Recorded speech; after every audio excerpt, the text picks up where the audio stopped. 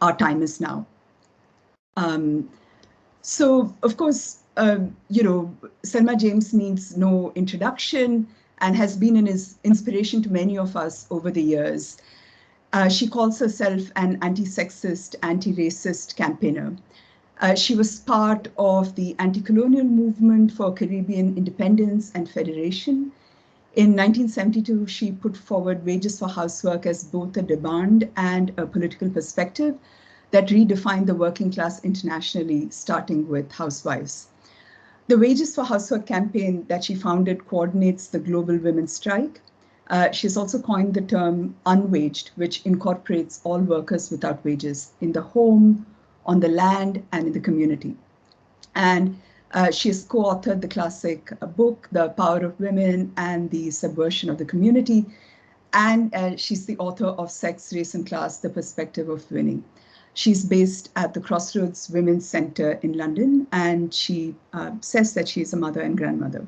So welcome to Selma.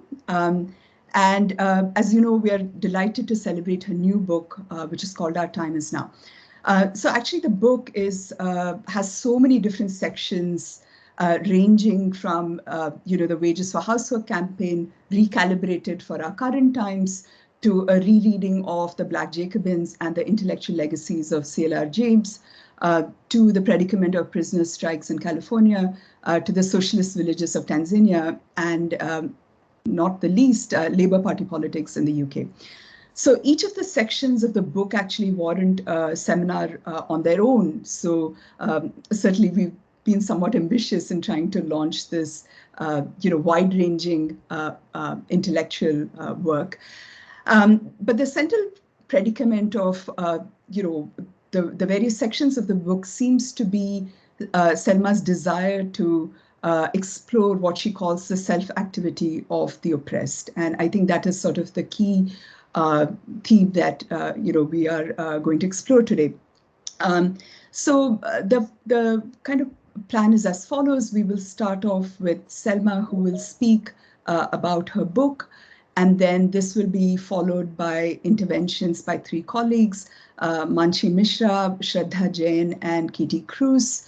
Manshi Mishra is a PhD candidate at the Center for Women's Studies at JNU University in Delhi, and she's working on women and radical subnationalism in the Indian state of Assam. She also teaches political science at the Zakir Hussain Delhi College, which is part of the University of Delhi. We then have Shraddha Jain, who is a PhD scholar from the Center for Development Studies in Kerala, and her doctoral thesis is on intra-household bargaining over care, and this covers case studies of women from two occupational classes. Her research interests are focused on women's paid and unpaid work, as well as care work, domestic work, and bargaining. And finally, we have Dr. Katie Cruz, who is a senior lecturer in law at the University of Bristol. She's also co-director of the Bristol Center for Law at Work, and she's also board member of the journal Feminist Legal Studies. So we are hoping for interventions from all our speakers, and then we will open up for Q&A. Our seminars usually run only for an hour on the first Friday of every month, but today, given the occasion, we will go on till 2:30 p.m. And this event will be recorded. And I'm now going to unmute you all, but I do hope you will stay muted while the speakers make the interventions. Thank you so much. So over to Selma. Thank you. That's a beautiful introduction, and I'm grateful for it. I'm sorry to be a few minutes late, but there are always problems at the last moment. Every housewife knows that. I think we have to begin by mentioning the environment, because that is the context at this moment in time and from now on. It should have been a long time ago, the context of everything that we do.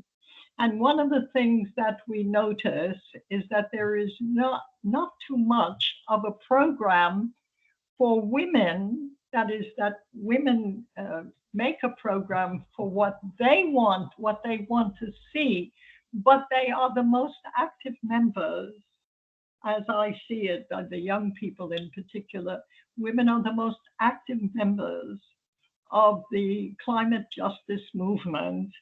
And in fact, we have a glorious history. I saw something from Thailand the other day that they were kind of advertising their own work against the mine, which they defeated. And they are now in the process of planting trees where the mine had desecrated the soil and the area and the air in the area. And they mentioned the Chipko movement as one of their predecessors, and that remains there for everyone to see, that women were the first to embrace the trees, not merely physically, but metaphorically. And we have to claim the struggles that we have made, because that is the only, or at least an important part of defining who we are and what we want to be known by, not as passive individuals, but as strugglers in almost every sphere of life. Somebody's saying your camera. Is your camera on? Can people see you? No, we cannot see you. We cannot see you, Selma. Oh, that's I'm awful. sorry, I don't know what's going on here. Oh my God. Somebody pointing at I'm sorry. We could see you earlier, so I think it works. Yeah, maybe it's something got disconnected. Maybe you should look here. I'm sorry, do you mind if I reconnect? Because I can't really see what's happening here. Yes, yes, sure.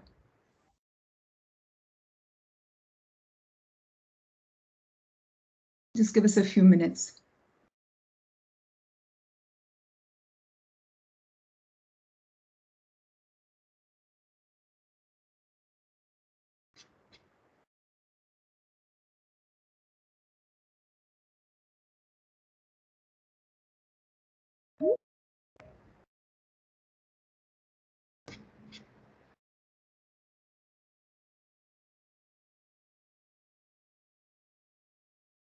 Can you see Selma now?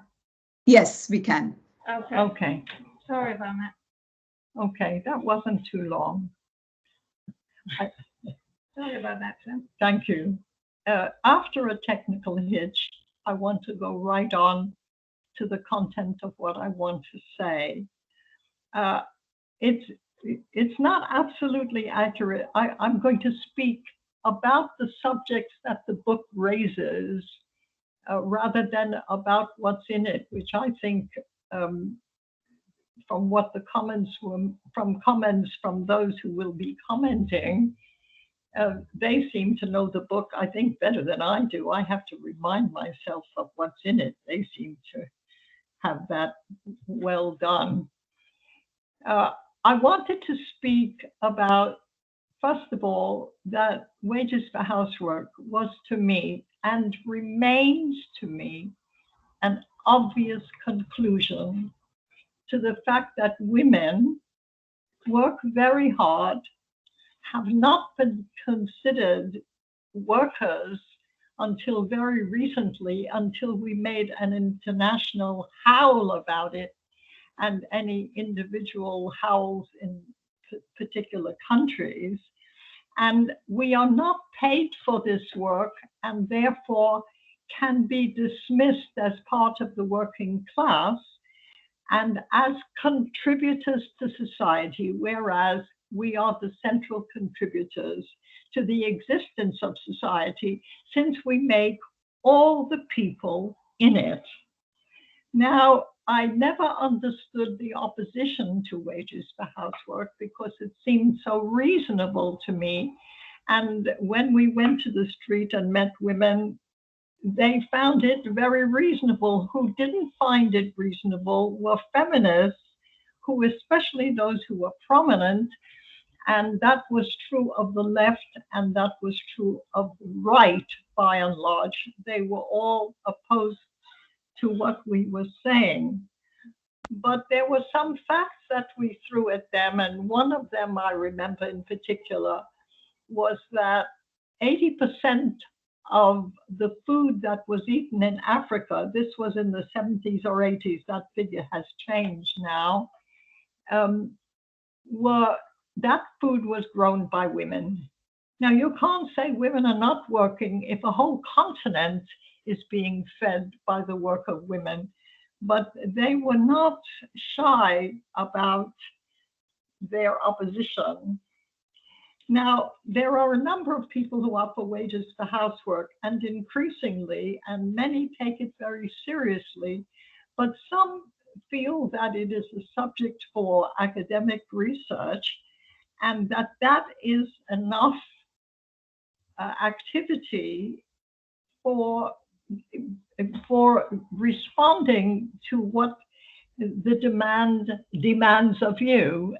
And I feel that you are for wages for housework if knowing what it is and knowing how it has come about, if you don't do anything about it. And Prabha, I do admire the work that you do, because it is really quite important in letting people know what is going on among a sector of women, and that sector, I hope, will tell us what many other sectors are on about and what they're going through.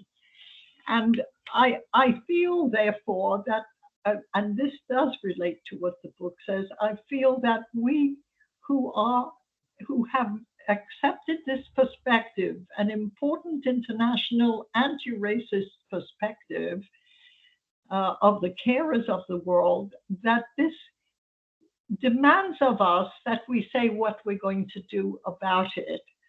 And for us, for many of us, and I hope many more of us all the time, the important work is to build an international movement for wages for housework. First of all, we've always been international as a wages for housework campaign, because you can't be anti-racist unless you're international. And also, it's perfectly obvious that what we're describing as, quote, women's work, as caring work, as mothers, as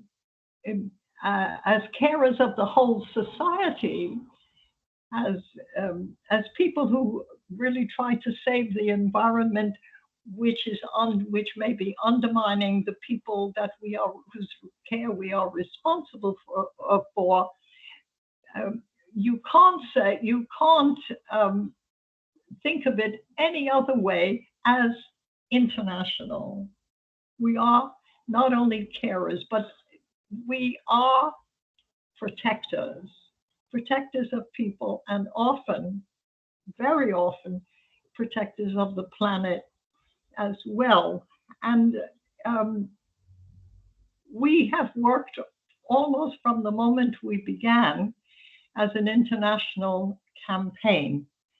Now, what stands in the way of an international campaign? First of all, we are broken up into nations, into language groups, and we are broken up as nationalists. We don't see ourselves as part of the world, and I think the movement for climate justice has increased our sense of our internationality, and the fact that we can only struggle internationally if any of us intend to win.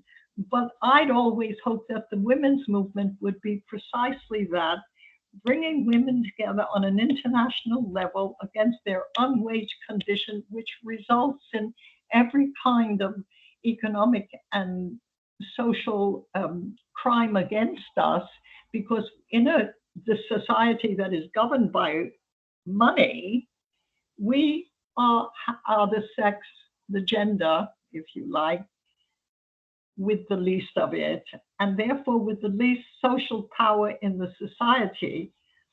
And I have to say that one thing we want to make clear is that the movement for change in the 60s and since, in particular, have taken the form of movements that represent particular sectors. We women are one of those sectors.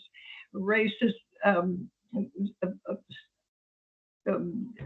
people who are subject to racism have formed their own movement, and those who are lesbian form their own movement, and those who are gay, and those who are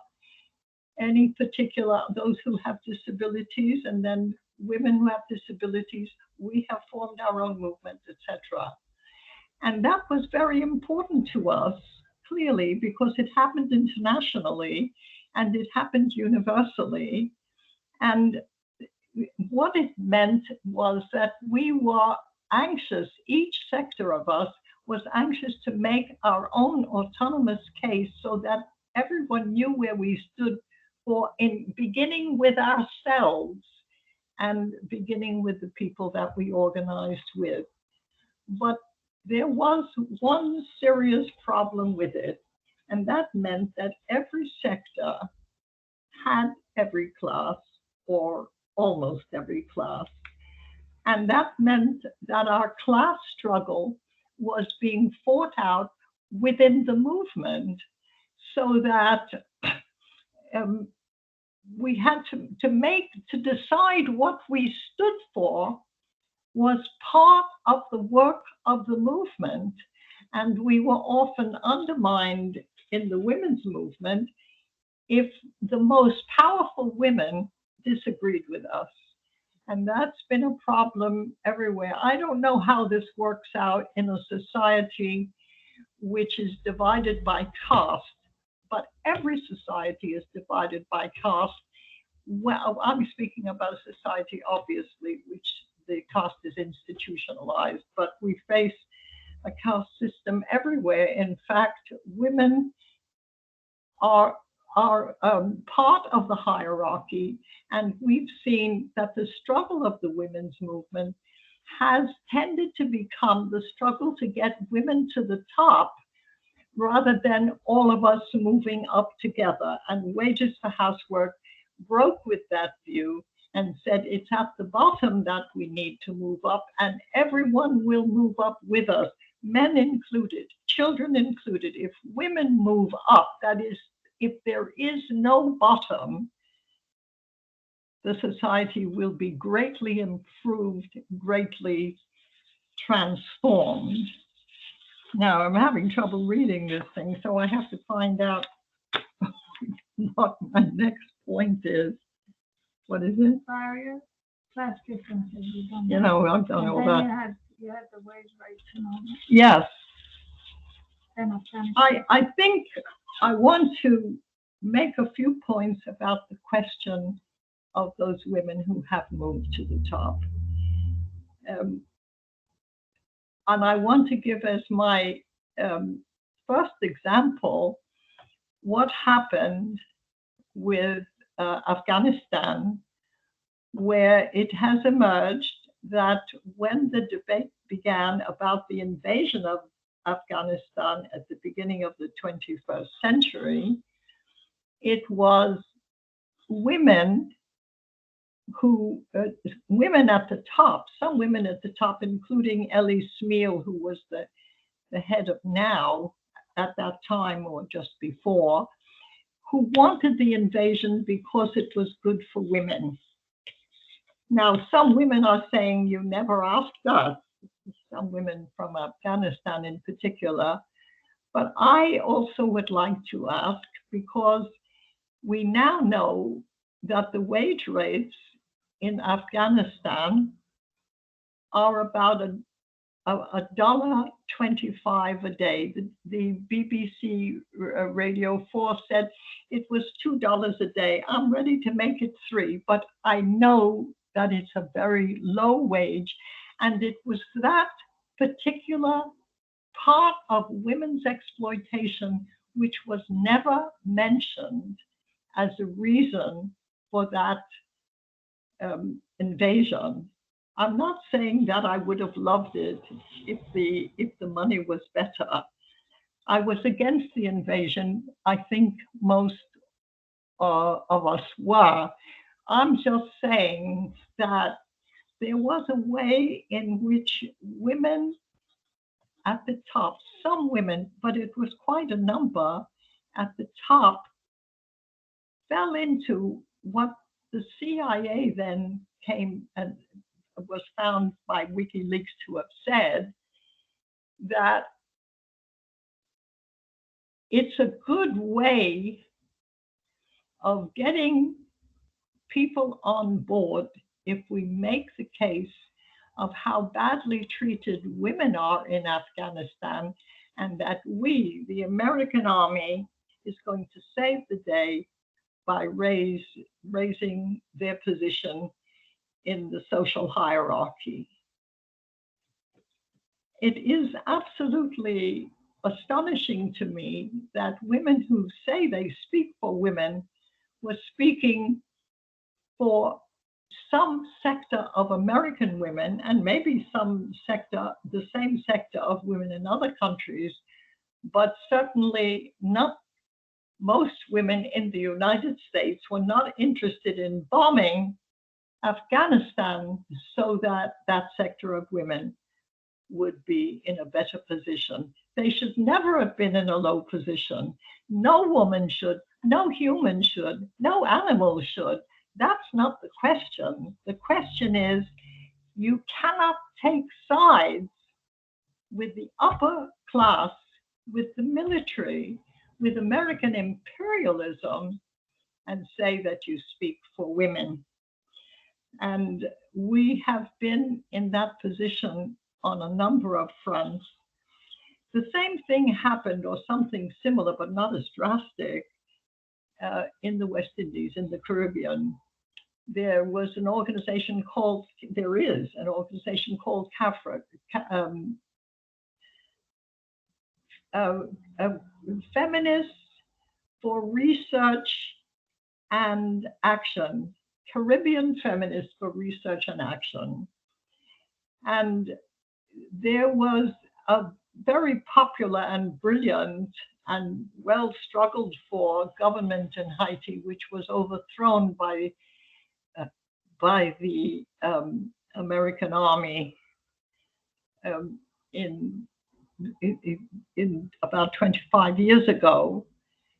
And there were members of the Haitian society who were CAFRA members and refused to come out against the coup. And some people felt that that was outrageous, since this was the most popular government since Toussaint Louverture helped lead the revolution in the 19th century. They were not ready to do that. They were siding with the upper class against the grassroots. And we have to work out what to do with that sector of women which is playing that role in relation to our struggles, before we can have an international movement that really moves us forward and brings us together, rather than allows us to be divided, and also divided in this class way where we are held back by who are taken for the leaders of our own movement. Can you help me here? Okay, that's still within the wages transfer to occurring, taking of children, wages transfer to occurring, and the Indian strike. Okay. And Glenn Moore. Yeah, okay. Wages for housework. I say that I don't know how people can oppose it, but having given that short statement about the divisions of class within the women's movement, it is not difficult to understand those who stand against women who choose, for example, to do the caring for their children rather than going out to work, which seems to be their goal all the time. And I'm sorry, I'm a bit distracted by the fact that I can't read any notes. The point is that you can see that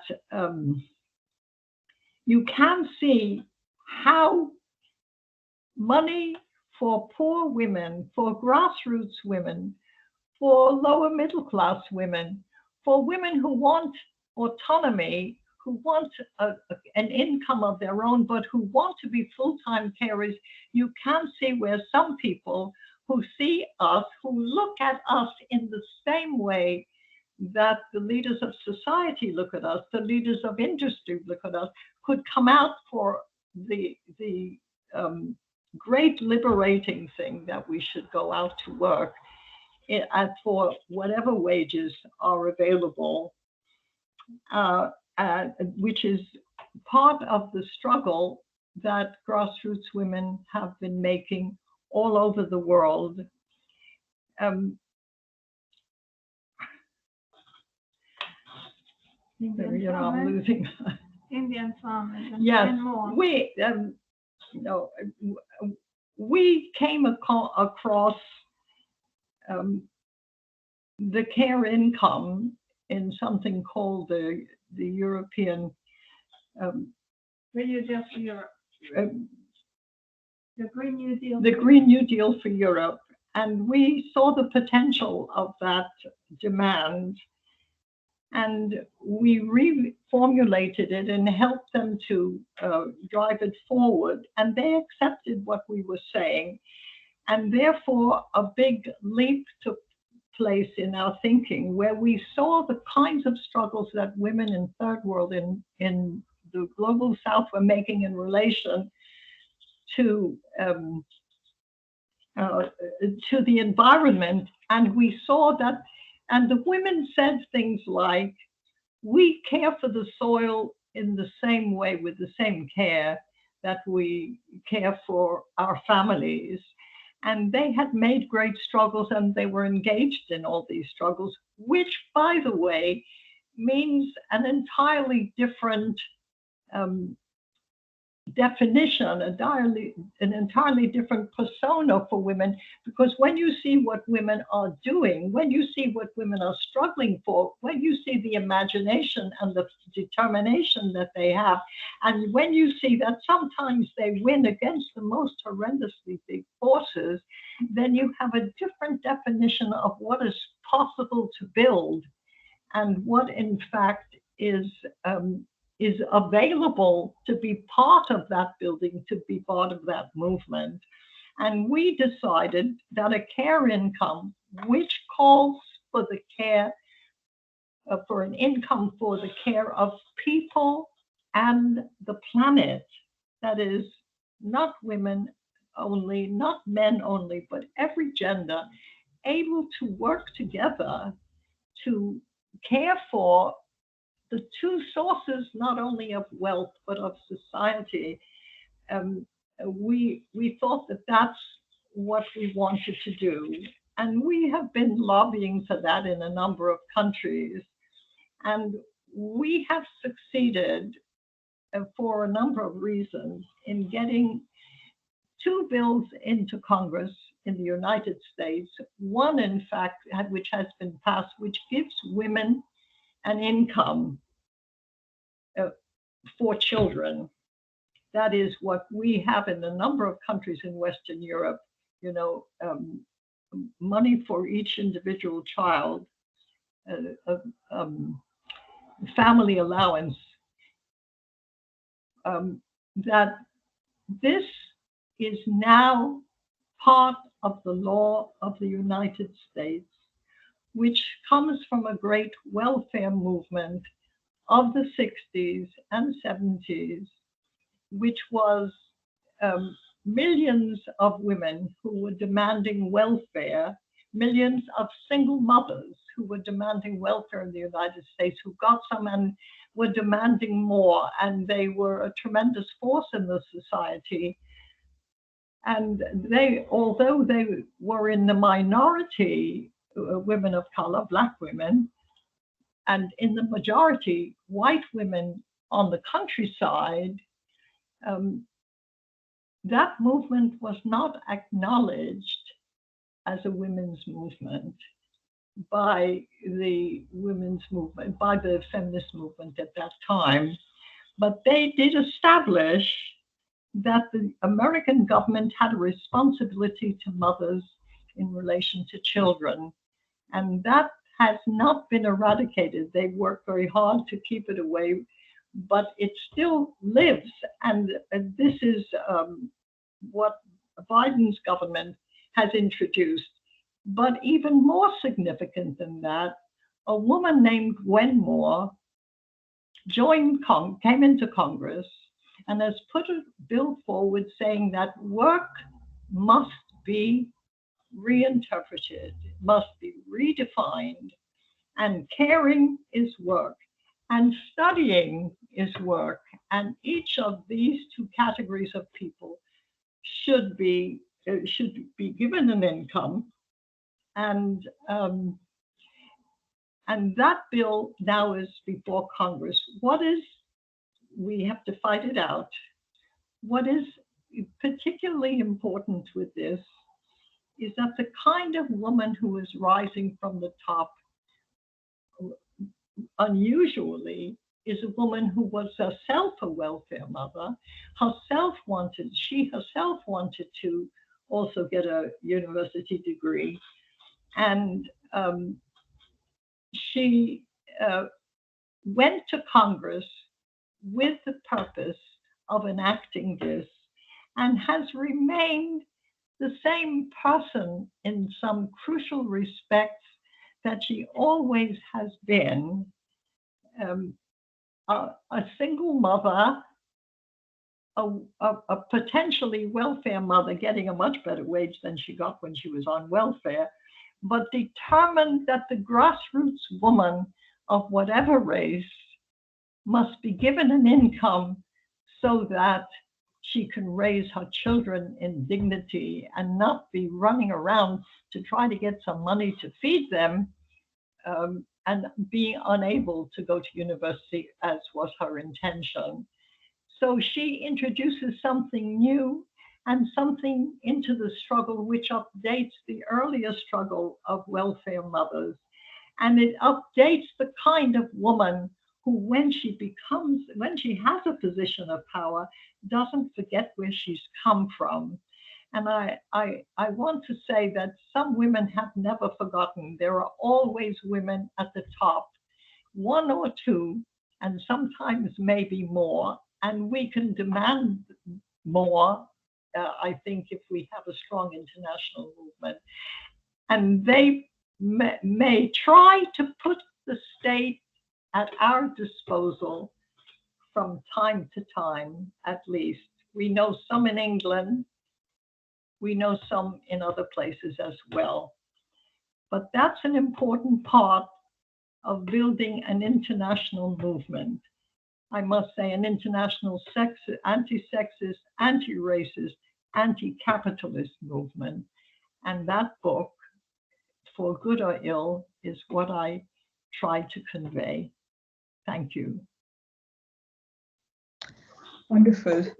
Thank you so much, Selma. That was truly inspirational, that call to action. And I think we take this call and your reminder of the sort of historical struggles within feminism very seriously.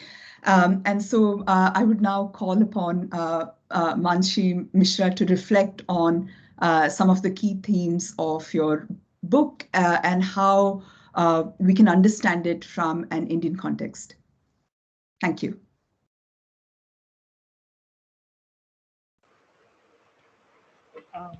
Thank you, Selma James, Professor Koteeswaran, and Alyssa and other organizers for giving me this opportunity.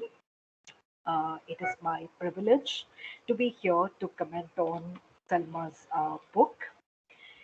And before I start, I must thank Selma for writing a book that is intellectually rigorous and at the same time so accessible. It's a rarity in the world of academia, really. And it is only natural what Selma just said and what she writes in the book. From there, it is only natural that a book arguing for alleviating poverty for all women and not just a few should use a language that is not appreciated just by a privileged few or accessible to just a few in the world of intellectually capable people, so to say. Um, and before I proceed to comment on the section on wages for housework and care income from the book, a little thought on the title. For me, Our Time is Now, Sex, Race, Class, and Caring for People and the Planet could not have been better titled, and the book could not have come at a more relevant time, especially in this pandemic ravaged world when every one of us has been impacted. But depending on which sex, race, class we come from, our experience is bound to be different. If the pandemic has taught us anything, it is that the planet needs as much our caring as the people on it. One does not really have to separate the two out. As Selma beautifully puts it, and I quote her here, every struggle is important to the people who are making it. I don't think we should prioritize struggle. The question is, how can the power of one struggle reinforce the power of others? Unquote. It is the greed of capital that can afford to keep a large amount of indispensable work, primarily performed by women outside of the realm of formal economy, and it is the same greed that destroys the environment. The point is to confront the common enemy together. Now, as we realize the unnudged significance of housework while demanding its due wage, we are thankful to Selma for coining the term unwaged work to ensure that household work is recognized as work and given the dignity it deserves. What made the international campaign for wages for housework unique was that it was a struggle for our own benefit. No one was in it to help others, so to say, as Margaret Prescott lucidly writes in the introduction. And that really is the crux of the whole campaign. No? Each of us must struggle for our own benefit. There's really no one out there who would climb up the corporate or the government ladder and uplift all of us. Each of us to our own, so to say. Uh, I'm not sure how many of you are aware of this, but in India, wages for household work recently received much attention when a political party made an assured monthly income to housewives a part of its election manifesto.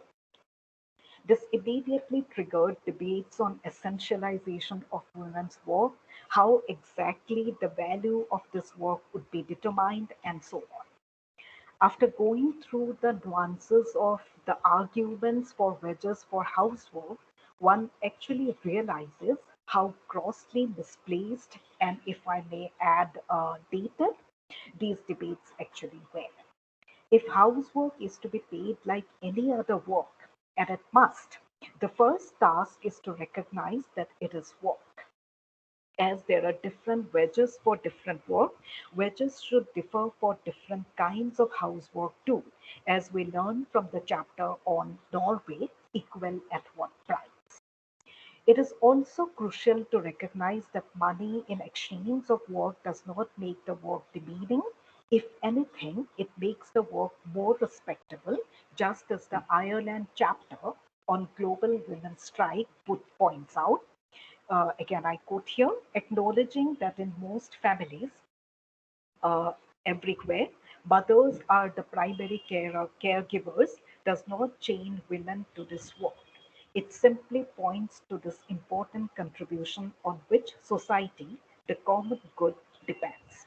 This quote is from page 81 of the book. Uh, Funnily, perhaps, but when I was reading this book, in my mind, I was constantly expanding the wages initials for wedges for housework, that is WFH, as work from home.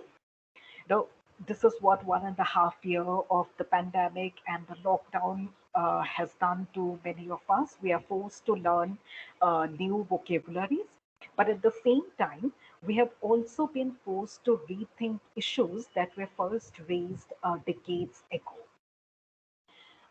What is on page 9 of the book, Our Time Is Now, appears to be a forewarning to what we are living through now. Selma almost foresaw the future when she wrote many years ago, 1985 to be precise, that it's a quote from her book, especially in economic crisis, women's work is multiplying. With less money, housework gets harder. With more unemployment, tension management becomes a full-time job. With hospital closer, patients who are still ill are sent home for us to care for.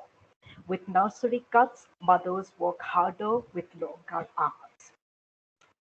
And all of us know that with rising unemployment, closed schools, overwhelmed hospitals, and all family members holed up together in the house during the lockdown, pandemic induced lockdown, literally millions of women around the world are living through all of these at this very moment. And it's really really something we should ponder over, because it was written almost more than 30 years ago. Uh, what Selma argues in the chapter titled "What if women want to look after their own children?" Liz Truss, appears to be going against the tide, but its pertinence will not be lost on anyone.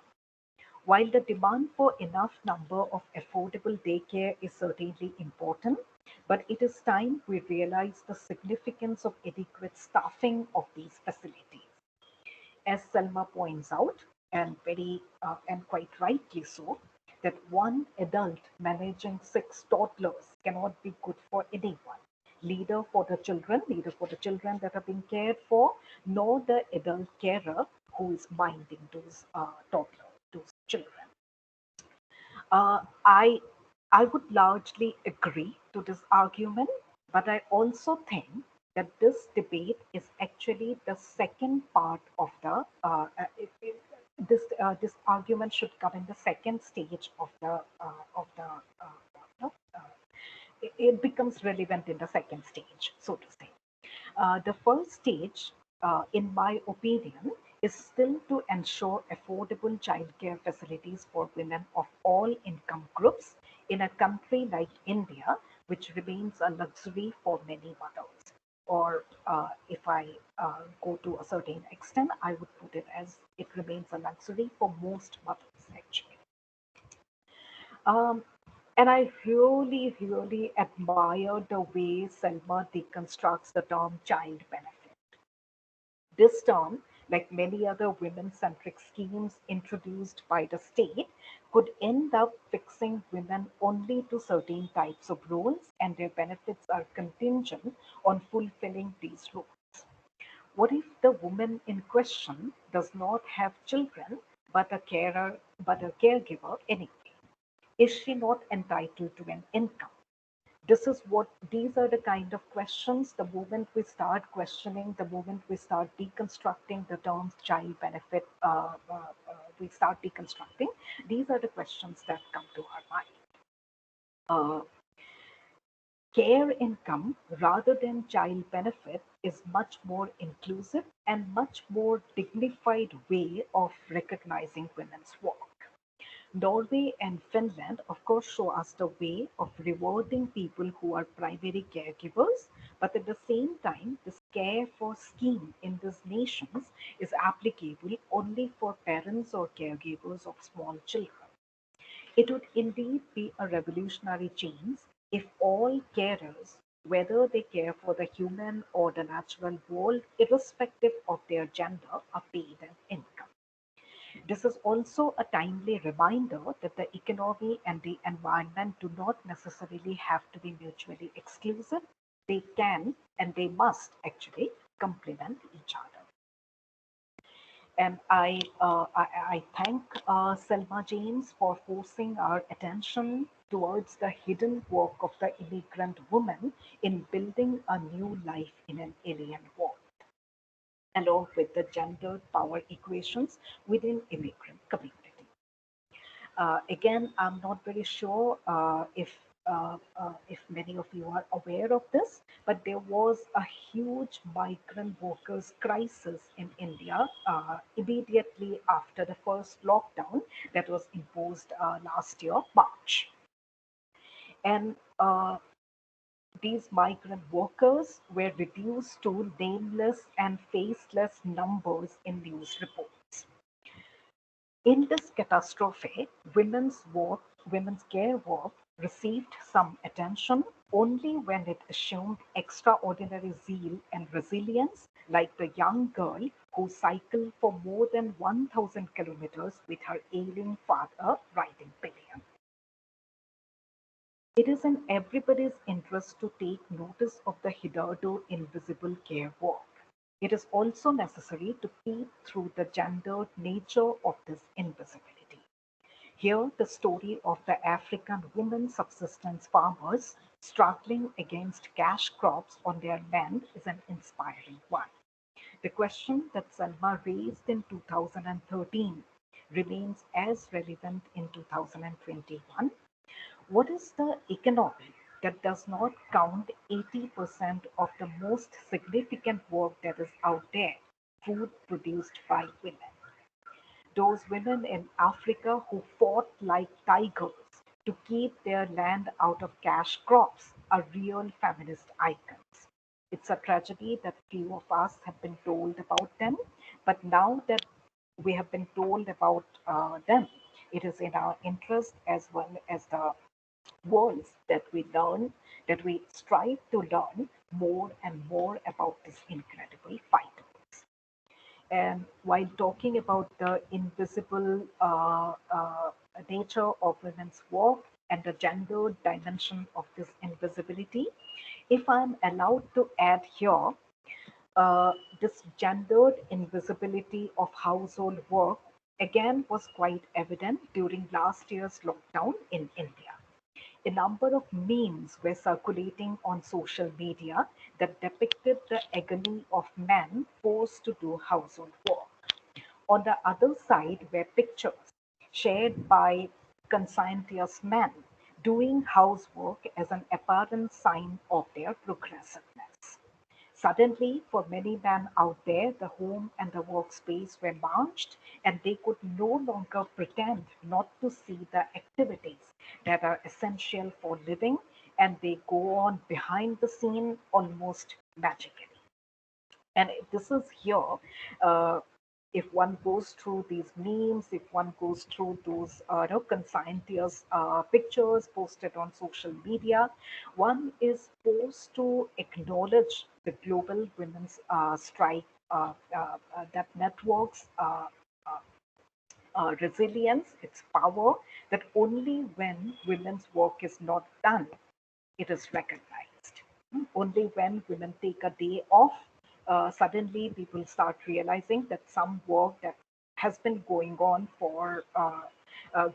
uninterrupted for so many years, so many decades, so many centuries now, that is real work. And these memes and these photographs on social media, in India at least, were a way of looking at women's household work. Uh, as we struggle to win recognition and worth of unwaged work, we must also strive to comprehend the commonality of all struggle. As Selma points out in the book, there is no separate struggle of race, gender, nationality, immigration status. They are autonomous parts of the same struggle. They are often the same person. This is a quote I have taken from page 53 of Our Time Is Now. With empathy and a bit of effort, as the author points out, it is not difficult to identify the common enemy. What she writes in page 36 of the book, that we were all more than one sector, and that we should not have to cut off any part of our identity to fit into any movement is amongst the finest elaborations of intersectionality that I have come across so far. Before I conclude, I would like to put a few questions out in the open. I may be completely wrong in asking these questions, and I would be grateful if Selma and others could address these queries. For instance, in page 46, the author points out the deepening class difference between women, and which is quite right. I mean, quite rightly, she does that. But I'm not sure if I would accuse any woman higher up in the corporate or government ladder of not thinking like women anymore. What exactly is thinking like a woman anyway? And also, I'm not sure if not choosing to have children by any woman, whether she is no, she's a highly placed worker, a waged worker, or she's a homemaker. Uh, for any woman not choosing to have children, maybe at the right age, uh, if that is really a problem. And ideally, yes, I would advocate that all countries should emulate the examples of Norway and Finland in the sphere of childcare. It is indeed empowering to have the freedom to choose to care for young children at home with the cash for care benefit. But such generosity on the part of the state can also have the unintended consequences of fixing women in certain roles, the way we discussed about child benefit above.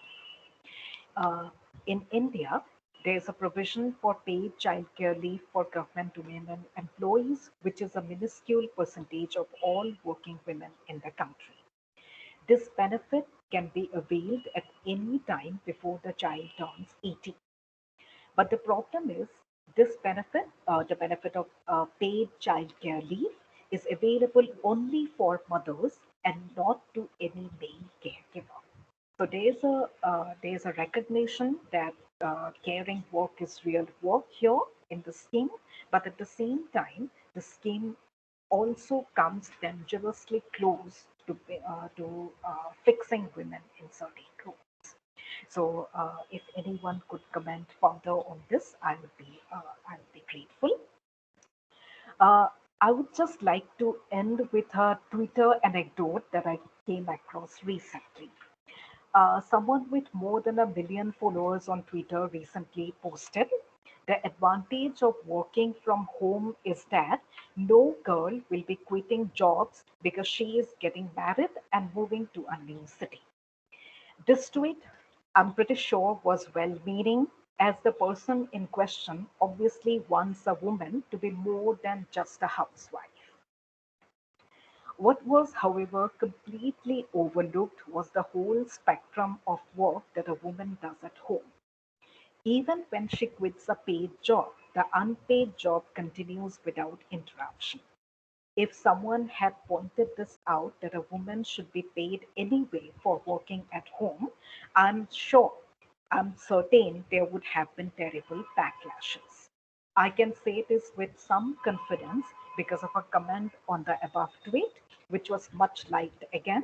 And the comment said, many are not working even from home. A lot of them get pregnant and go on maternity leave. Uh, so that's all I have to say. I could actually go on and on about many other parts of the book, but then I would end here. Thank you so much again for giving me this opportunity. Thank you so much for your really thoughtful comments and quite challenging questions towards the end. So next we move on to Shraddha Jain. Thank you. Am I audible? Yes. Okay. Firstly, it's a great honor to be sharing the platform with Selma James and others. And I am feeling so privileged to be saying something about this fantastic book. So in my kindly excuse if there are any repetitions, but these are important points which can be reiterated in number of times. I feel this is a very timely collection when the world is going through a pandemic, climate change, and enormous fiscal cuts. Wages for Housework campaign and global women's strikes are not only about lump sum money to women or to housewives, but they represent a perspective against all kinds of oppression, injustice, and violence.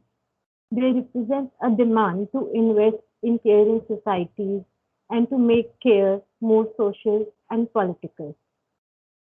Some of the key demands of the campaign are right to work less, guaranteed income for all men and women, wages for housework, control over our own bodies, equal pay, community control nurseries and child care, and of course, protection of natural resources. Written with the Marxian perspective, writings by Selma James broaden our understanding of working class beyond those who do wage labor to include sectors that remain unwaged, such as housewives. Accordingly, all care providers, including those protecting natural resources, become working class. However, this is a broader perspective and does not exclude underpaid wages such as those paid to domestic workers or factory workers. This book discusses some key aspects of women's work and social justice. It discusses that the mainstream feminism believes in any work outside home being true form of liberation. However, James describes more profound interlinkages between market and housework, but not losing the point that any form of financial independence is absolutely necessary. While glamorizing career women, the double day that they have to put is often neglected. All women face motherhood penalty. Rich women have to compromise on holding high managerial posts and are often confronted with wage penalties for breaks taken during their careers. Poor women accept very low wages for survival, and their children are left in harsh conditions. Only better paid women can afford domestic work and caretakers. This often leads to care deficits in the society. We must also remember that care work and domestic workers are some of the least paid because they often belong to disadvantaged social groups. They are immigrants, migrants, and do least valued work. Domestic workers are an important part of this international campaign, as wages for housework will be a bargaining tool for them as well. In the so-called economic sector, several workers are not remunerated, such as agricultural workers or family workers. Any kind of valuation of housework and financial independence will empower women to bargain for better wages as well, not only in the home but in the workplace as well. Equal pay is another major demand of the international movement. Women have now realized that this can change the power equations even at home. In Germany, a section of workers mobilized and demanded redefining of work week to care for children and aging parents. A section of workers have once paid off with great resilience. Another important issue raised in the book is about universal or basic income vis-a-vis care income. According to the author, considering the idea mentioned in the Green New Deal about compensating carers of planet and people, care income is far ahead. It can compensate carers of planet by entitling them with resources such as land and water.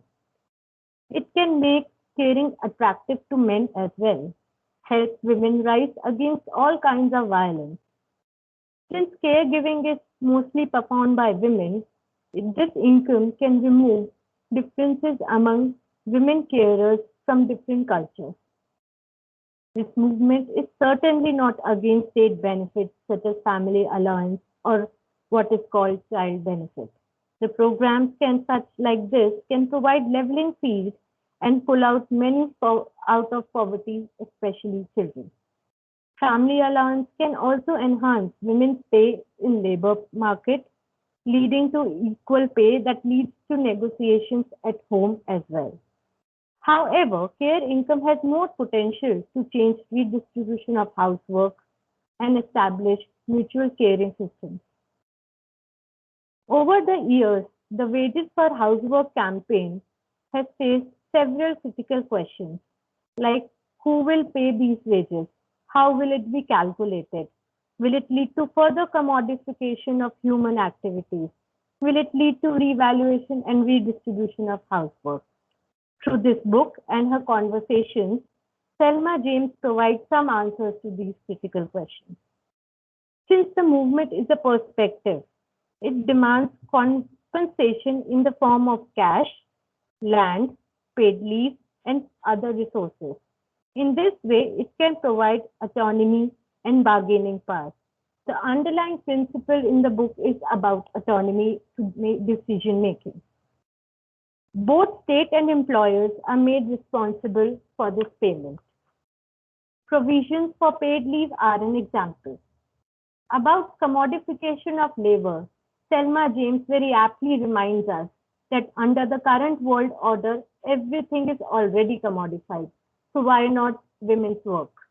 Sex work is also a human activity and is also commodified, and in that way, women are getting control over their own bodies. For a moment, let's reflect on Indian scenario, just like Mansi pointed out. Unlike UK or Europe, India does not have any substantial caregiving policies. As Mansi told us, Maternity Benefit Act does exist, but for a minuscule proportion of the workforce. We have Rajiv Gandhi National Child Care Scheme, but the scope of this very important scheme is diminishing every subsequent year. In 1975, we had an enormously important report called Towards Equality Report and had far-sighted recommendations, but only few like literacy have been taken up by the passing government.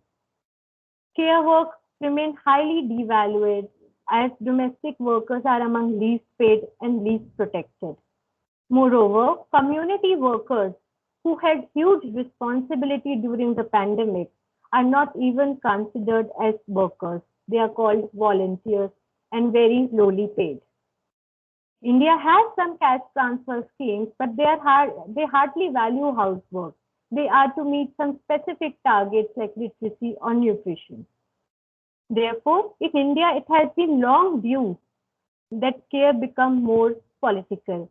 And that's a very welcome change that at least some political parties are discussing about wages for housework. But that could have been wages for housework rather than wages for just limiting it to wages for housewives. Secondly, care deficit has been a major highlight of this book, especially when women are forced to go out to work. Here we need to be a bit careful. That's my analysis of this concept, that we should not slip into romanticizing familial care over any form of institutionalized care. And that should not become a hindrance in addressing issues related to low workforce participation of women. I would like to hear Selma James more on this aspect.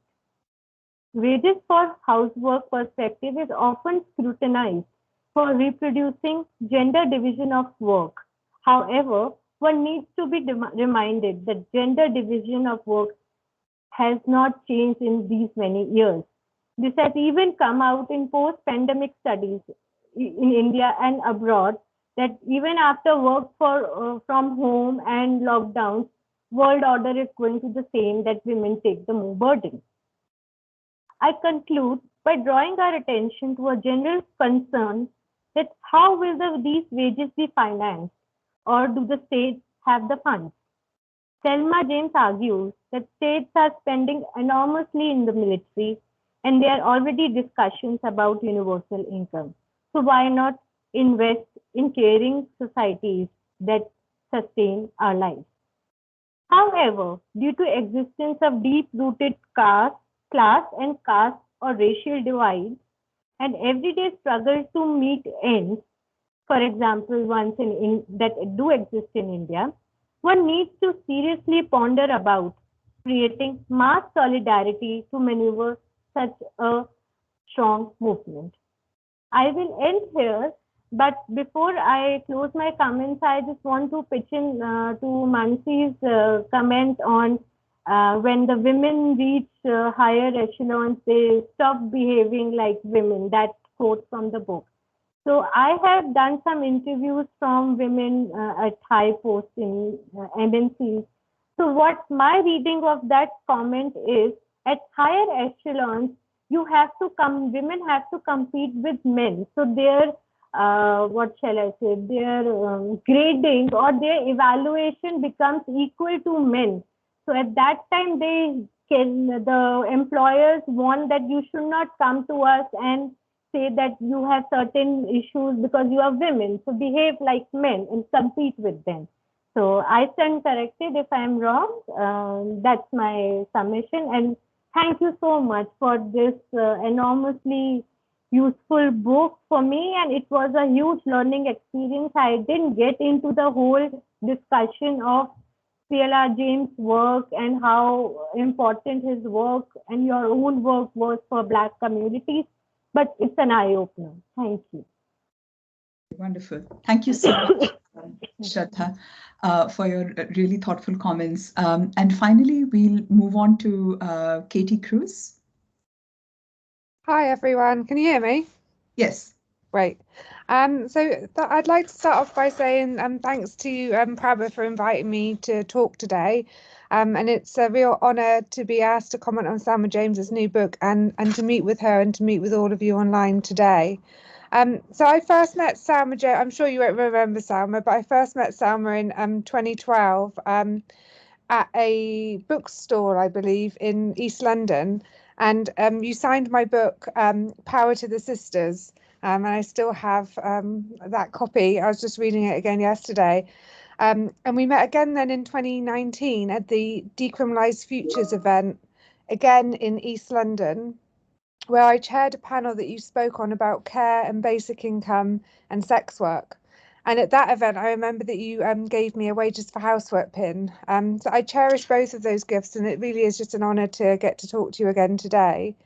In 2019, when we met, we had a great discussion then about sex work, decriminalisation, care and the planet.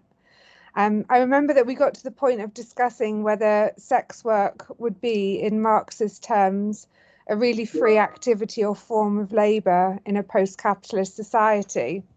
So on that panel, we were talking about if human existence wasn't reduced to work in response to economic compulsion, would sexual labour be really free labour, and so genuinely chosen by those who want to engage in sex work and view sexual labour as an expression of their kind of human capacity for creativity.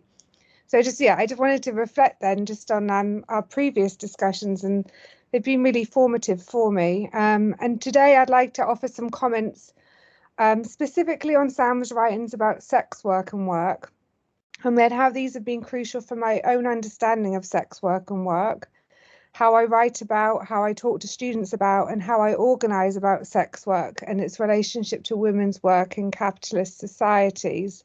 So I'm going to focus quite narrowly on a text from your Sex, Race and Class book, the 1982 chapter on hookers in the House of Lords, and then also the piece, the speech that you did in Parliament regarding the ECP's report on what's a girl like you doing in a job like this.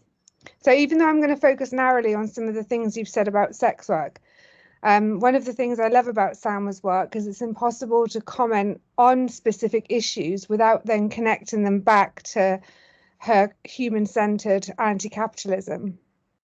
So Selma's understanding of sex work has, like all of her work, emerged out of her involvement and thinking about working class self-activity. The first thing to say then is that Selma's work, including her new book, offers us a broad conception of class and class struggle, which we've already heard about in the other talks and in Selma's. So she's expanded our definition of class, and this has been always done in conversation with the struggles of working class people. As I read Selma, we are given a definition of class struggle that encompasses all the workers on the planet who labour to sustain each other and the capitalist mode of production, as well as the political and legal and ecological structures on which capitalism depends for its existence. So I think Selma is one of the most important thinkers who has taken us behind Marx's hidden abode of production to what have traditionally been considered by Marxists, liberals and conservatives alike. She's taken us into those non-economic, what have broadly been termed non-economic realms of life, including housework and sex. And she's made clear their fundamental role in the reproduction of workers and capitalism. So turning to sex and sex work, I think it was curiously absent from a lot of the debates in the 80s, the domestic labour debates that animated socialist feminism at the time.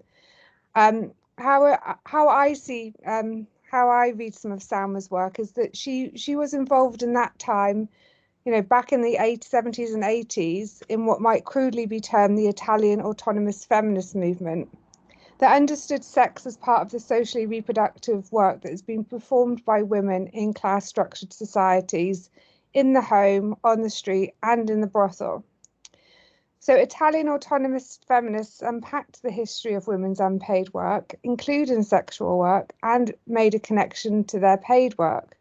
In short, both unpaid and paid sexual labour, whether unproductive or productive in Marxist terms, is work, and it is work that is integral to the reproduction of workers and the capitalist mode of production.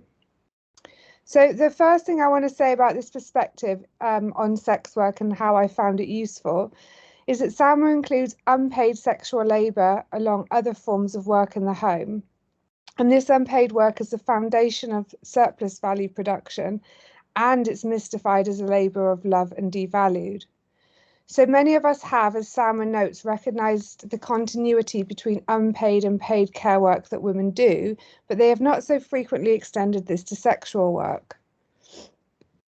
So the second thing to say about this perspective, about Selma's perspective, is that I think that she was at the forefront really of arguments that sex work outside the home is work, but that doesn't mean it's liberating.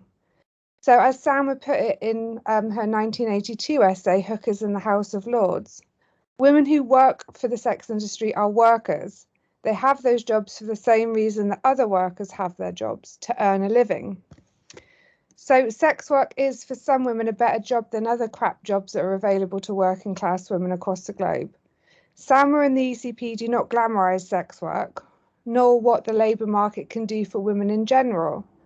So read together, the ECP, the English Collective of Prostitutes report, What is a Nice Girl Like You Doing a Job Like This? And Selma's speech to Parliament about this report, which is included in this new collection of essays, lucidly make the connection between unpaid sex, paid sex, and the disappointment of the home and the labour market as sites of freedom for women.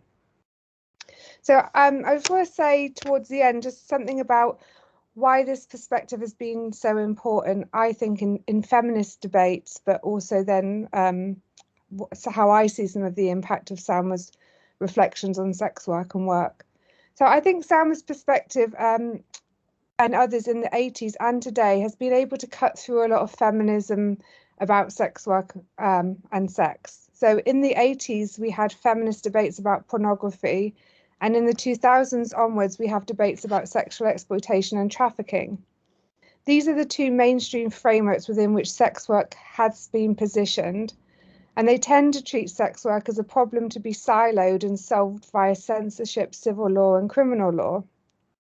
Selma really helpfully, I think, brings us back to the important point that sex work is a job and done for a living, albeit often not a good job, but at the same time a better job than the available alternatives. She also reminds us that paid sex work is simply a compensated form of the devalued work that women have been doing in the home, along with other forms of care since at least the 16th century in England. She also reminds us that both forms of sex work, whether unpaid or paid, are crucial for the reproduction of workers and the reproduction of capitalism, with all of the misery and degradation of humanity and nature that it entails. So overall, I think, although focusing narrowly in on what Selma says about sex work, it's impossible to not see the connections that she's able to make with other sites of struggle. So Selma's writings allow us to see the connections between the home, the brothel, legal and political structures, and the planet. And so ultimately the common interests amongst us, and her work, I think, also gives us solutions. So I've been inspired by her work and that of the ECP in my thinking about sex work as a site of work in which workers should have access to labour rights, and is connected to the work that women do in the home, which should be compensated via a care or basic income, as well as accessible and free at the point of service childcare.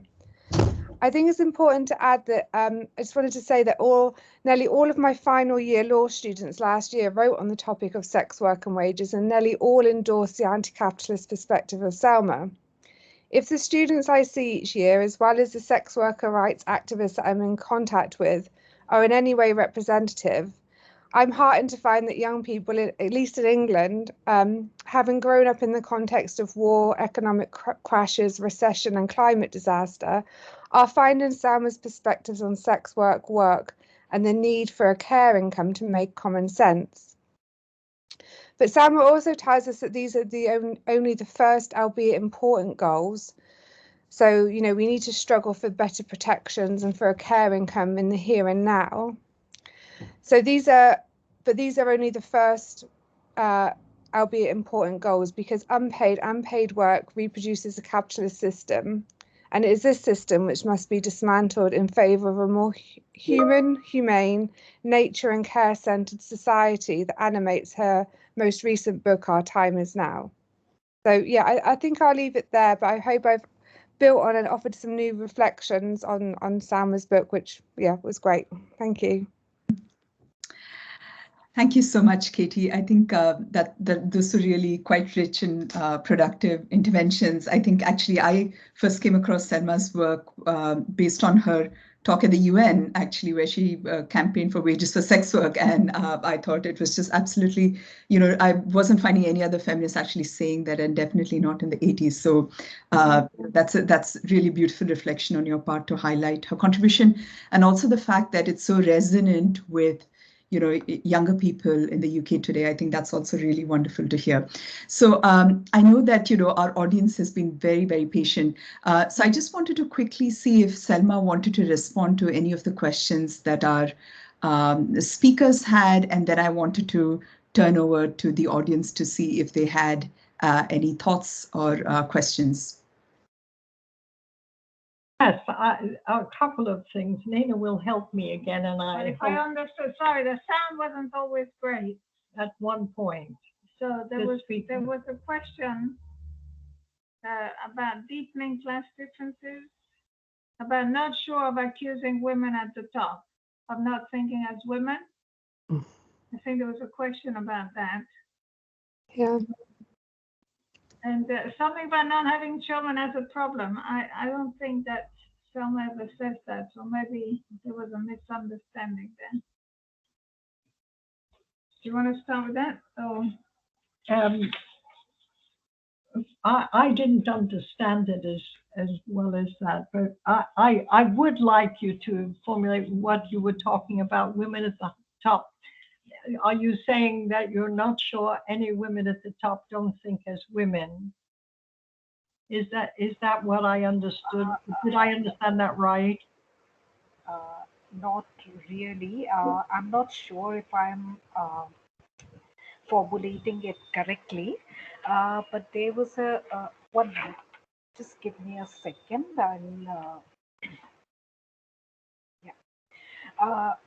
For instance, in page 46 of the book, right? There's a statement where it's in the context of deepening divide between women, And in that context, you write that women who have reached the higher positions, positions of authority and power, they don't really think like women anymore, because they live more like men. It's actually a quote that you are quoting in the book. Um, so my question would be, what exactly is meant by thinking like men and thinking like women? Shraddha did answer that question, but I would like to hear from you. And I'm not very sure if I'm completely right in putting this question like this. But yeah, this was something that came to my mind, so I just decided to put it out in the open. I'm glad to respond to that. It requires a really long answer, which I'm not going to take the time to give, obviously, but I'm ready to continue this discussion when we're not on what you call this Zoom. Women always no, that's not true. Women tend to think of how any project or work or organization will impact the way people live, because there is something kind of automatically something automatic where we think of the implications for relationships of proposals, and men think of the thing itself. They think of the work. They tend always to think of the project as the central concern, whereas women think of the people who are involved and likely to think of the people who are involved in the project. Now, that's not in any way absolute at all, because many men are quite sensitive to relationships, although not the majority, I have to say. And many women don't naturally involve themselves in the relationships either. But when I say that the women at the top don't think like women, I think I heard you. I didn't hear there was a problem with your sound. When I said that, I meant that precisely what you said, that you're at the top, you have to compete with men. The way they compete with men is to think like men. And the most successful women think like men, because the men say, she knows where it's at because she's at where they are at. That is absolutely, what's her name? The president's, former president's wife. Hillary Clinton. My God. I mean, there isn't much about her, when, Susan Sarandon, who is a very clever woman, said, well, if we vote for her, she'll bomb somewhere, and I thought, well, I've always thought Susan Sarandon knew where it was at. Mind you, she's pulled some terrible boners. But the point is, most women have relationships with women where they discuss personal relationships, in a tend to more intimate way than men. And that's because that's the context of their lives. A friend of mine said, there's something about women's magazines are all about fashion, all the rest. And I said, no, they're the magazines of a profession. They tell women what they need to do to be housewives and to be attractive to men. And they tell women how to be women. They discuss this, and that's because women used to be like that. We're less like that now. We're much more like men, and the men are much more like us also. There is a coming together, I think, of the genders. But I do really believe that when in the British Parliament, just after Blair was elected, a woman had to get up to cut a basic Single parent benefit. what? The one parent benefit. She had to get up at the first Parliament or very near and say that the one parent benefit will not be given anymore. That was the one parent benefit that women got. And it was a woman who did it. And she was uncomfortable doing it. You could see that she was uncomfortable. And it was perfectly clear that she was told, you're not going to keep your job if you don't do this. And she, for years later, was apologizing and giving reasons for why she did it, because women were outraged that it was another woman who cut their benefit. And she knew that she was under attack for it. But a man wouldn't have had to apologize. That's what he does, and she knew she couldn't, that was a step too far. But soon after that, she was doing at least that and worse. She got more and more, she had a tough skin. But that's not really, that's not the most important thing. The most important thing is that they toe the party line. When they go into Parliament, they go in to represent their party. And very few of them will take risks with their career and represent us. I know one or two who do. We're delighted with her. We think she's God on a bicycle. Wonderful, because there are not many like it.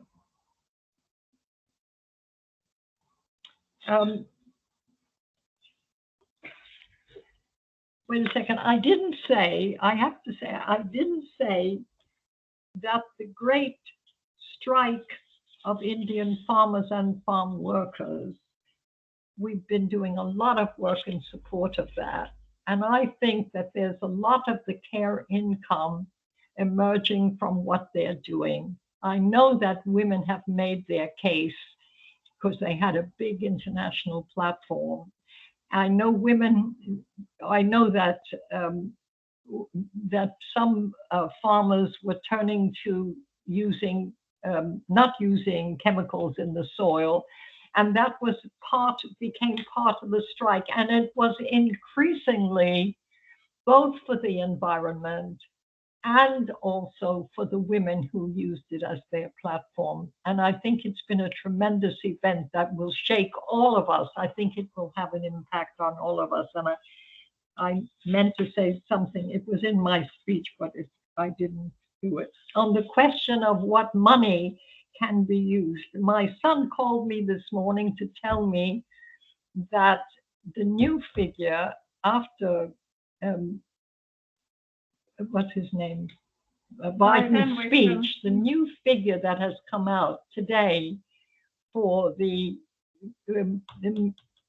armaments, for the military budget, was that they spent $21 trillion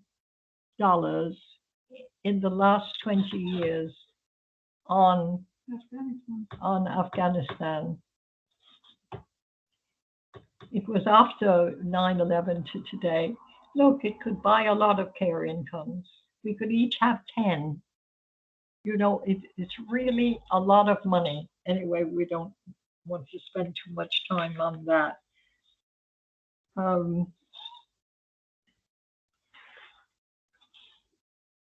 About not being institutionalized.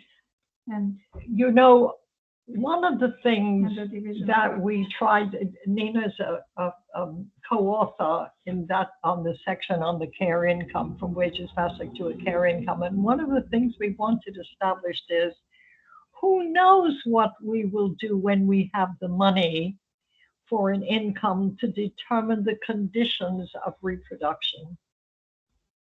Why must we divide the work into 8 hours and 8 hours and 8 hours? We can do anything we like. We can get together with the people that we like and whose ideas on children are good, and have a society where we exchange with them and share with them and make an entirely different arrangement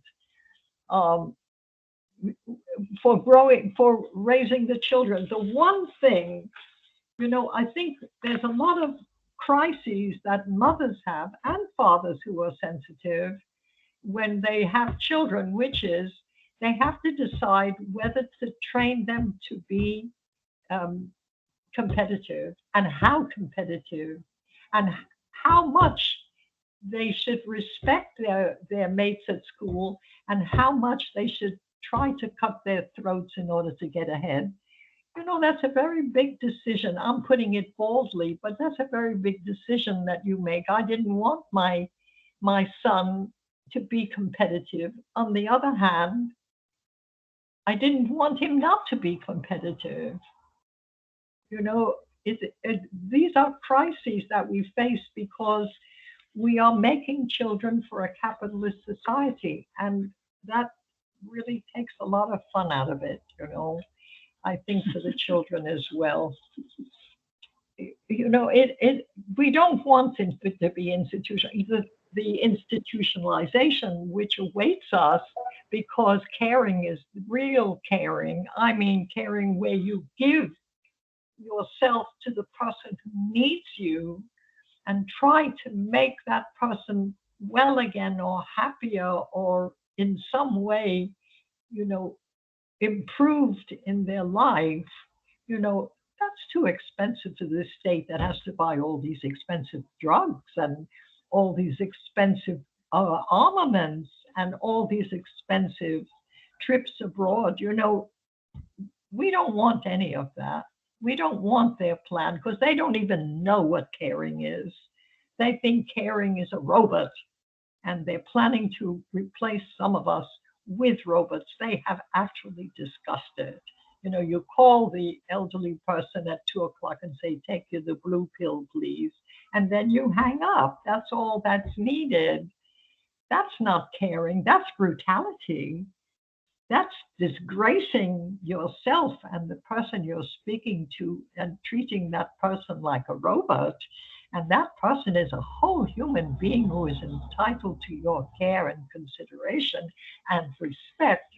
We are living in a society that is brutal every moment of the day. What we eat, the medicine we take, the houses we live in, we have really a lot to change. That's why we need a big movement, a very big movement, an inclusive movement.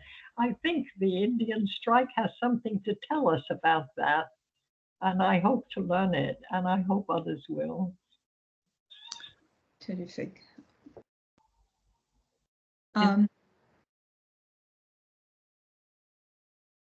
You asked about the income, the basic income. I'd like to say something on that, because we didn't say much or anything about it in the book. The universal basic income looks at first sight like what workers have always wanted, money without working. And it looks really, really attractive. The first thing I heard, I said, "Oh my God, they're really getting ahead here." But it's not that. Sometimes it may be that, And when we, and the well, let me just say when it's not that, it's where people are, where the government is trying to stop any struggle against low benefits, and we give you something and don't come back. And then they don't have any trouble with any kind of riots, rebellions, picket lines, complaints to MPs, etc. This is what you get, and don't come back for more. But many people who are for the care income are really interested. Many people for basic income are really interested in how it can become a care income. And the first thing that it has to do is to acknowledge the work they're paying for. We do not want to have to be doing this work, and it is not acknowledged as the crucial work of making society. And we are some people who were dragged in to do a bit of childcare, you know, and just go away. You have enough, and you have a husband that's bringing in the money, or you can get some money if you go and get a job. A real job, not caring for people. That's not a real job. That's not a job at all. That's what they're really saying in the policies. You know, we want an income that acknowledges the work that we do and acknowledges that we need the time and support that a caring relationship it demands. Because real caring is a relationship. It's a relationship between human beings who want to help each other. And one way that you want to help yourself if you are a carer is to be a good carer. You, as one of my close friends who was a nurse say, when you're a nurse, you give yourself. And the nurse gives herself. And with any luck, if the conditions are right, she gets a lot out of it. She's not merely giving, she's receiving, because we are mutual human beings who respect each other and want to be useful to each other. And the National Welfare Rights Union, on the other hand, which is what remains of the great national welfare rights movement, says they want a basic income for everyone and a care income on top of that for carers. Now, we've had a discussion about whether we want a wage for caring or caregiving, or does that demean the work? I don't know. A lot of people say they want a wage because that's the only way people will acknowledge that it's work. If you don't have a wage, if you're not getting a wage for it, it's not happening as work. I feel that carers really, they want the wage for that reason, but what they really want is support for their work and acknowledgement of the importance of that work, because that is the work that makes society humane. That is the work that gives it a focus, which is not things, but people. And that's a society that we want to live in. And if people want a wage, that's what they should have. And we say income, which allows both. But it's got to acknowledge the work and its centrality. And then men will begin to do it. Wait and see. That was so powerfully put. Thank you. Thank you so much, Selma, for that. So I just wanted to see if there were any other questions that anyone in the audience had for Selma to answer, or for any of the speakers. So you can go ahead.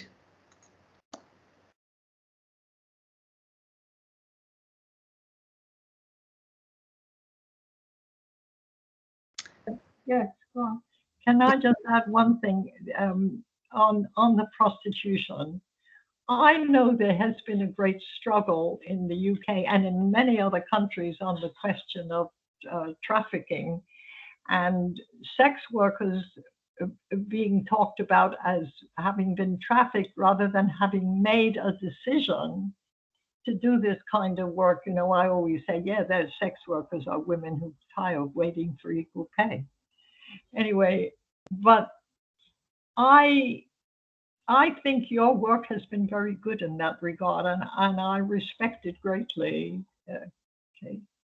And I think it is, I think you often see the real tendencies of the real political tendencies of people if you see them in relation to people who are outlaws, sexual or otherwise. I think that we as a society are trained, I mean by the media and education, but especially by the media, are trained to choose who to denigrate. And we're supposed to get our rocks off, as they say, against those people that the state says, yes, you can attack him or you can attack her. And that's how Muslims have become the butt of all kinds of terrible racism in a number of countries, including in the UK. You know, the state said, do it. You can do it to them. That lets them off the hook. I think that sex workers have made such a struggle that is fading in relation to sex workers. There's a lot of respect for women who are ready to do this work to feed their children. Yes, I stand up and salute for her and all the rest. And a lot of young people who think that a lot of sex work is not that pleasant if you do it without money, so maybe we'll get a little compensation the other way. That's terrific. Thank you so much, Selma. That was really wonderful. You're right that there's so much prejudice really against sex work and sex workers, which has been very hard to dislodge and then finds expression in highly carceral kind of, policies. So we have two questions for you. One is from Lisa Taylor, who was asking how you envision adding caring for the planet into wages and basic income. That's one question. And the second question is, how can we add the sense of the relationship aspect of caring, for children as well as for disabled and frail people? Obviously, it is work, but it's also relationship. And the work or the task cannot simply be provided by technology or robots. So these were two queries for you. Can I take the second one first? It's very hard to say, I always say, I don't know what it's like to be free, and I don't know what I'll be like. And I think that that's a good policy, because you don't know what kind of a society how you will respond when you have the choices. We have no choices in this society. We don't choose even the way what poisons go into our food. We have no choice on medical. There are a number of great medical systems in the world. India has done a lot with homeopathy as well as with Ayurvedic. And there are various systems. Chinese have many things, the Japanese,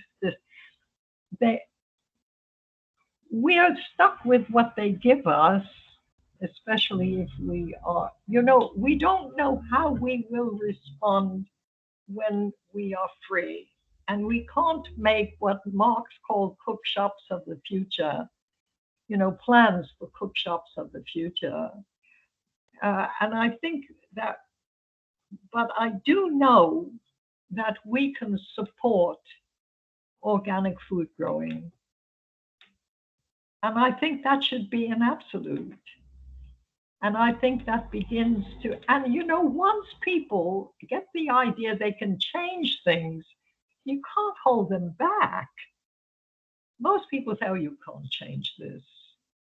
Oh, yeah, I know, you're right, but this is not going to change. Of course it is, it must. You know, and once it begins to change, they get excited and they begin to change. That is a basic tenet in the book, you know, that when you change something, you change. And you change in ways that you cannot predict, but you must count on. You must say that what will come out of this struggle if we win, I don't know what it'll do for me, but it'll be great. You know, there was a strike on imperial typewriters in the 80s, and they were women, Asian women, who fought the National Front in the street on that strike. It was somewhere in the Midlands in the UK, in England. And they won the strike. And one woman who spoke to my friend, she was, I don't know what language she spoke, I think it was Hindi. And she told him how she felt when the strike was over. She wanted to commit suicide. She said, I'd like to, because she was free during the strike. She was doing what she wanted during the strike. She was organized with women during the strike. She was beating the hell out of the National Front during the strike. And now it was over. She just has to go back to work. Well, they'd won something, but not the freedom that the strike won her. That gives you an idea of how people are and what is possible when people are engaged with others. It's a very different. I try to say some of this in the anthology. I thought I didn't do very well because I couldn't explain it more, but this is something of what I meant.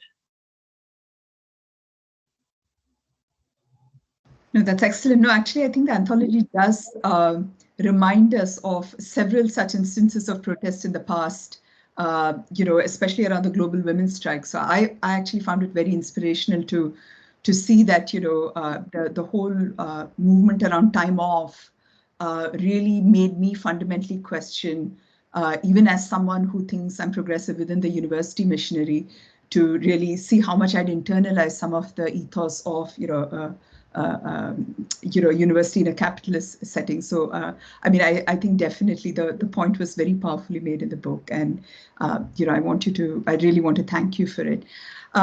So I just wondered if there were more queries for Selma or any reflections on you know, her proposals for advocacy or any other thoughts at all. Well, I'm very encouraged that you, Barbara, introduced me to the Indian Wages for Housework movement. I am delighted, and I think that there is a lot of potential there. I'd like to know a great deal more, and I'm really going to try to pursue it with you and with others, with whoever you recommend. And I think Nina should say something, because we did some of the work together, and two major pieces in the book were jointly worked on. One was on the autonomy, and one was on the autonomy was mine. Okay. The care income, we worked together on that, and we worked together on the piece about the Labour Party and the movement that we had that we lost. Can I just say one other thing that I would like to call people's attention to?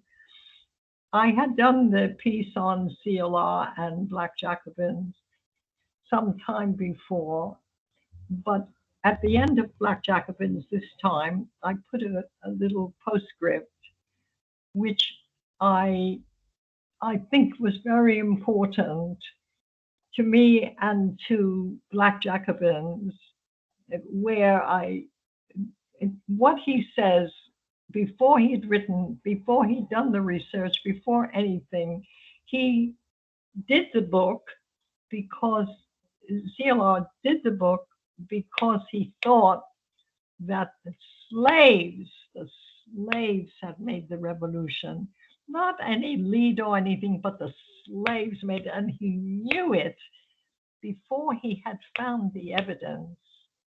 And that's what made him do the research to find the truth of it. And that's something that we all must have. Mhm. We all must have the possibility is there, and there's some proof. Now let's go and find it, because those women did do something, or those men did something, or those Muslims did something, or or somebody else, or the Chinese, they did fantastic things, and they haven't told us about them, and we'll change our mind about them once we find out, and once we have proof of what they are capable of doing, and if they do it once, they can do it again. Yeah. Okay. So go ahead, Nina. There is one question, but we can take it after you speak, and that. I just wanted to add one point on what Selma said about how we don't know what we will be like when we are free. And I think that's really important, because it's very difficult to be a carer or a caring person under capitalism. Yes. When you're in a society that tells you day in and day out that what you're doing with other people is not important, and that really you should be doing something else, because that's what women are being told. We're being told if we want to get ahead, we have to leave the care, we have to get an education. So here's our dog here who thinks the meeting has gone on long enough. Go on. Okay, that you have to get an education in order to get a proper job that will pay you decent wages. And therefore, on the one hand, they're saying, yes, caring is very important. But on the other hand, they're really telling us that we should not be doing it, and that we should get somebody else to do it for us.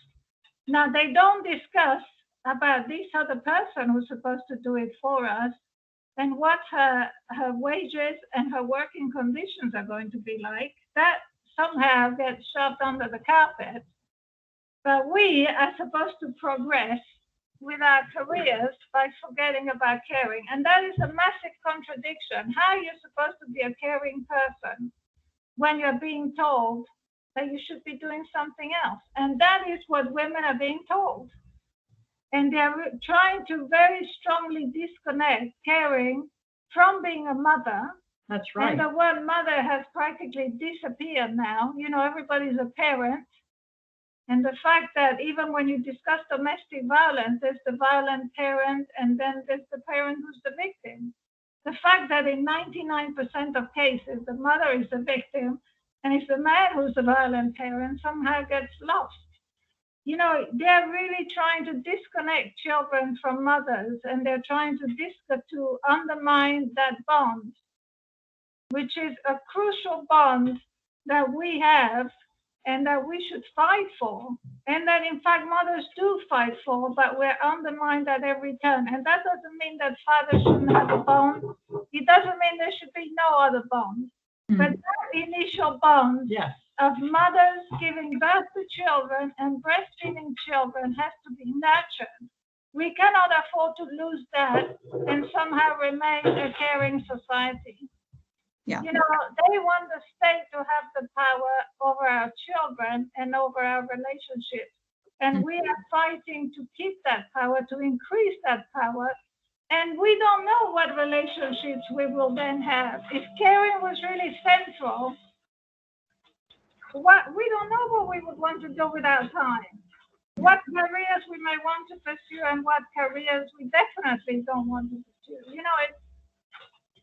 Absolutely. I think that's really, really well said, Nina. Packing it. And printing has happened. Don't ask me why, because I didn't press it. Now the printing has happened. The one that had notes for my speech. Anyway, I'm still alive. I think the question of that being the central, not the central relationship of the society, but the standard of society, the society. What did you? The primary relationship. The primary relationship of the society, which sets the terms of how we will be as human beings, how we will relate to other human beings when we are treated with as infants and before infancy, even before birth, how we are treated, how welcome we are when we arrive, and how steady is the relationship, and how the bond of love is confirmed, is absolutely central to the way society operates. And yes, I agree entirely with what Nina has said. That doesn't mean that we are against women who don't want to be mothers. Not at all. There are many women, the Women's Center, there are many women at our center who have never become biological mothers. Yeah. But that doesn't mean they don't understand about that, central bond and the attack that there is on it at the moment. There was another question. I'm sorry, I must hold you. There's one question from, I think there was a question from Inayat, but I think they might have left. So I think we are quite over time, and I can sense that, maybe people are, are wanting to continue the conversation in other ways. So I just want to really, if we were in person, we would raise the toast to you, Selma and Nina, and this brilliant book, and to our speakers who have reflected on it so thoughtfully and carefully. But I do want to encourage everyone to buy the book and to read it, because there are many aspects, many intellectual legacies of anti-imperialist and anti-colonial and anti-racist strategies that actually Selma writes about in the book, and I really hope that all of you will have a chance to learn from the book and keep this conversation alive. So thank you very much to all of you, and a recording of this event will be posted on our website shortly. I'm just going to put the address for our website up. And hopefully we'll continue this conversation in person in the future. Thank you so much. Thank you. Thank you all. Yeah, thank you. Thank you, all of you. Thank you very much, Prabha, for this. I feel the same. It's been great. Wonderful. Thank you. Thanks a lot. Thanks, everyone.